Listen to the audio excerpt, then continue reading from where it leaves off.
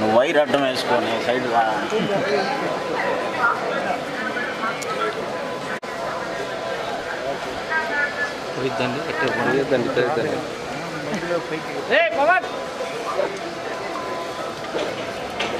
Gate చూసి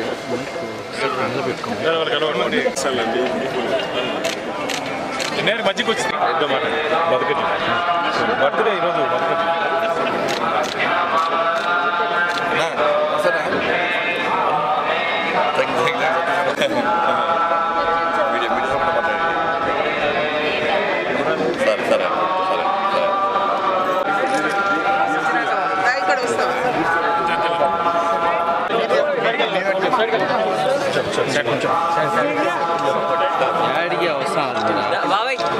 sir నేరుగా వచ్చాను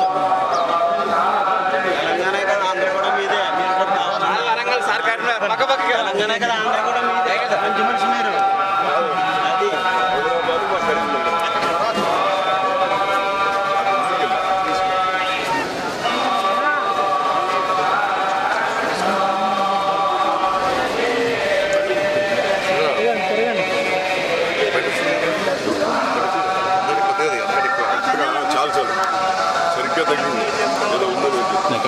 అందరికీ నమస్కారం.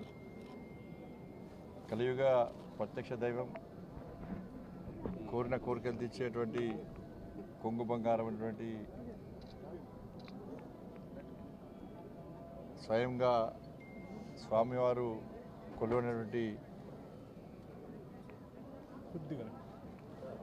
తిరుమల తిరుపతి దేవస్థానం ఇవాళ స్వామివారిని దర్శించుకోవడం చాలా సంతోషంగా అనిపించింది. తెలుగు రాష్ట్రాల ప్రజలు, ఈ దేశంలోని ప్రజలంతా సుఖ సంతోషాలతో ఉండాలని చెప్పి, వారి కష్టాలన్నీ తొలగిపోవాలని చెప్పి, అదేవిధంగా ఈ దేశాన్ని అభివృద్ధి బాటలో నడిపిస్తూ నిత్యం పేద ప్రజల గురించి ఆలోచిస్తూ ఒక శక్తివంతమైన భారతదేశ నిర్మాణం కోసం తల్లి భారతమాతను విశ్వగురు స్థానంలో ప్రతిష్ఠించాలని చెప్పి ఏకైక లక్ష్యంతో ఒక దృఢ సంకల్పంతో ముందుకొస్తున్న ఆ నరేంద్ర మోడీ గారికి ఆ స్వామివారు ఆశీర్వాదాలు అందించాలని చెప్పి, నరేంద్ర మోడీ గారిని కాపాడాలని చెప్పి, ఈ దేశాన్ని కాపాడాలని చెప్పి స్వామివారిని వేడుకోవడం జరిగింది. మాలాంటి కార్యకర్తలం అందరం కూడా ఈరోజు ఈ స్థాయికి వచ్చినామంటే ఆ స్వామివారు పెట్టిన భిక్షనే. అలా నిజంగా ఏడుకొండల వారు కేవలం 7 కొండలకే పరిమితం కాకుండా ప్రపంచవ్యాప్తంగా వ్యాప్తించినటువంటి దేవదేవాదుడు ఆ శ్రీ వెంకటేశ్వర స్వామి.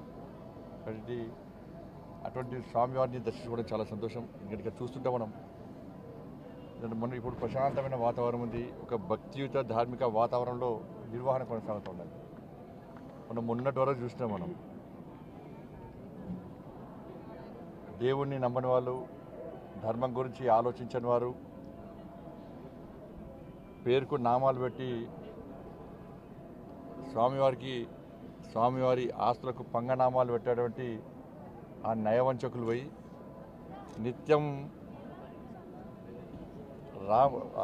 వెంకటేశ్వర నామస్మరణతో ఆ స్వామివారికి సేవ చేసేటువంటి సేవకుల రాజ్యం వచ్చింది వాళ్ళు.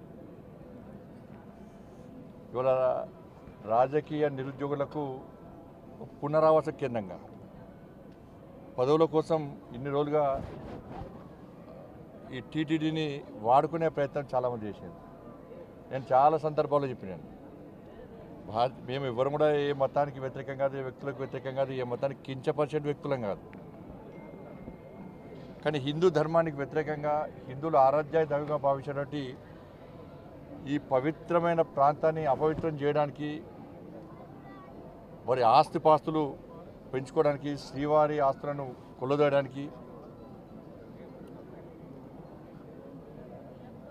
ఇతర మతస్థులకు అధికారం అప్పచెప్పడం వలన ఎలాంటి అనర్థాలు జరిగినో మనందరికీ తెలిసిందే. అందుకే 2 కొండలవాడ గోవింద గోవింద అనేటువంటి వ్యక్తులు వేరు.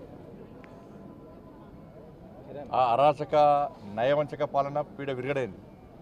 వాళ్ళు ఏడుకొండలవాడ వెంకటరమణ గోవింద గోవింద అనేటువంటి సేవకులు ఎవరు వచ్చారు? వాళ్ళు ఏం చేసారు? వాళ్ళు ఇన్ని రోజులుగా స్వామివారికి సేవ చేయడం ముఖ్యం కాదు వాళ్ళకి. నేను నిన్న వచ్చిన సాయంత్రం నిన్నటి నుంచి వస్తుంటే ఇక్కడ సిబ్బంది కానీ అనేక మంది భక్తులు కానీ ఇక్కడ గత పాలకులు గత కమిటీ నిర్వాహకులు చేసినటువంటి నిర్వాహకం గురించి చెప్తా ఉన్నారు. అక్రమ దందా, లంగ దందా, లఫంగ దందా, దొంగ దందాలు చేసి వాళ్ళ స్వామివారి ఆస్తిని జాతీయ సంపదను కొల్లగొట్టే ప్రయత్నం చేశారు. వాళ్ళ ఎర్రచందనం వీళ్ళంతా వీరప్పన్ వారసులు. అంతా కూడా వీరప్పన్ వారసుల చేతిలో ఉన్నటి వరకు కూడా టీటీడీ ఉండే. స్వామివారి పవర్ ఎంతో తెలుసు, స్వామివారి శక్తి ఎంతో తెలుసు. సరే 10 సంవత్సరాలు వాళ్ళు ఆడిందే ఆట పాడిందే పాట కావచ్చు. ఇవాళ ఏమైంది పరిస్థితి? స్వామివారి జోలు పోతే ఏమైంది పరిస్థితి? బట్ ఎర్రచందనం పేరుతోని దొంగదందా చేస్తూ వేల కోట్ల రూపాయల స్వామివారి ఆస్తిని జాతీయ సంపదను దోచుకుంటూ వాళ్ళే ఇవాళ రాజకీయాలను శాసించే స్థాయికి వచ్చారు. రాజకీయ నాయకులను వాళ్ళ గుప్పిట్లో పెట్టుకొని ఎన్నికల్లో గెలవాలన్నా, ఎన్నికల్లో ఖర్చు పెట్టాలన్నా, పార్టీలు నడవాలన్నా, చివరకు ప్రభుత్వాన్ని కూడా అప్పులు ఇచ్చే స్థాయికి వచ్చినంటే ఇంతకన్నా దుర్మార్గం, ఇంత సిగ్గుచేటి కూడా కాదన్న విషయాన్ని మనం గుర్తుంచుకోవాలి. తప్పకుండా దీన్ని వదిలిపెట్టే ప్రసక్తి లేదు.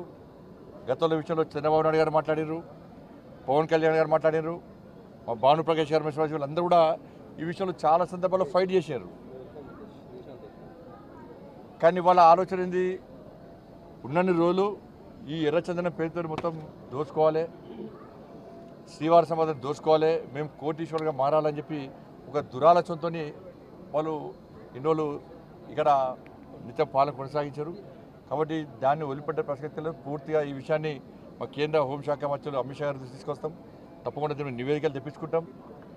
ఎర్రచందనం స్మగ్లింగ్ పేరుతోని స్వామివారి సంపదను, జాతీయ సంపదను ఎవరైతే దోచుకున్నారో, అక్రమ దందా చేశారో ఆ మూర్ఖులను వదిలిపెట్టే ప్రసక్తి లేదు. మా మీద ఏ రాజకీయ ఒత్తిడి ఉండదు. రాజకీయ ఒత్తిడికి భయపడేటువంటి వ్యక్తులం కాదు. మేము ప్రజా సంపదను, శ్రీవారి సంపదను, జాతీయ సంపదను కాపాడే వ్యక్తులం. ఇన్ని రోజులు మీరు ఆడింది ఆడపాడు, ఇక్కడి నుంచి జరిగే ప్రసక్తి లేదు, వాళ్ళని వదిలిపెట్టే ప్రసక్తి లేదు.